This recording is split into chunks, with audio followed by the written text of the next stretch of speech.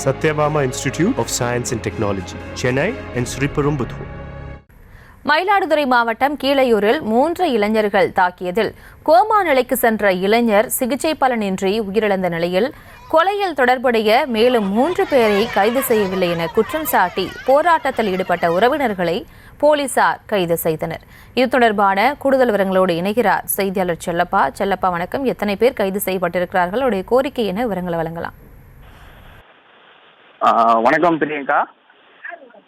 மயிலாடுதுறை மாவட்டம் சேரவேந்தூர் அருகே விக்ரமன் குளம் புத்தாளம் பகுதியை சேர்ந்தவர் பாலமுருகன் மகன் திவாகர்.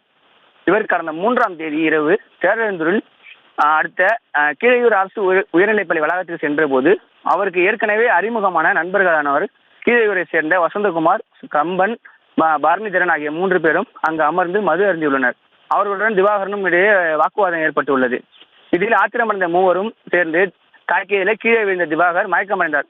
இதனால் பயந்து பதறி போன 3வரும் அவர்களுடைய இருசக்கர வாகனத்திலே திவாகரை ஏற்றி சென்று குத்தாலம் அரசு மருத்துவமனை சிகிச்சைக்காக அனுமதித்துள்ளனர். அங்கு பரிசோதித்த மருத்துவர்கள் திவாகருக்கு கோமா நிலையை அறிந்துள்ளதாகவும் கூறி அவர் தஞ்சாவூர் மருத்துவக் கல்லூரி மருத்துவமனைக்கு மேல் சிகிச்சைக்காக அனுப்பி வைத்தாங்க. இது குறித்து கொலை முயற்சி வழக்கு பதிவு செய்து குத்தாலம் போலீசார் வசந்தகுமார், கம்பன், பரணிதரன் ஆகிய 3வரையும் கைது செய்து சிறையில் அடைத்தாங்க.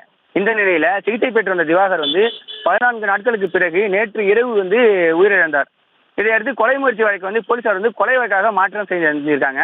மேலும் இந்த கொலை சம்பவத்தில் மொத்தம் 6 பேர் ஈடுபட்டுள்ளதாகவும் முக்கிய குற்றவாளிகளான மற்ற 3 பேரையும் வழக்கில் சேர்த்து கைது செய்ய வேண்டும் என வலியுறுத்தியும் குத்தாலம் கடைவீதியில உயிரிழந்த இளைஞர்களின் உறவினர்கள் மற்றும் தமிழக மக்கள் முன்னேற்ற கழகத்தின் மாவட்ட முன்னாள் செயலாளர் மயில்வாகனன் தலைமையில சுமார் 50க்கும் மேற்பட்டவர்கள் சாலை மறியல் போராட்டத்தில் ஈடுபட்டாங்க.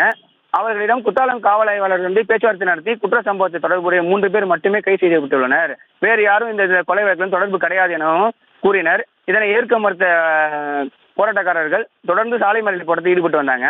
இதனால இந்த சாலை மறியல் போராட்டத்தில் ஈடுபட்டவர்களை குத்தாலம் போலீசார் கைது செய்து தனியார் திருமண மண்டபத்தை அடைச்சி வச்சிருக்காங்க. இதனால குத்தாலம் டு மயிலாடுதுறை செல்லும் பிரதான சாலையில போக்குவரத்து சுமார் அரை மணி நேரத்துக்கு மேல பாதிக்கப்பட்டது. பிரியங்கா, விவரங்களுக்கு நன்றி செல்லப்பா.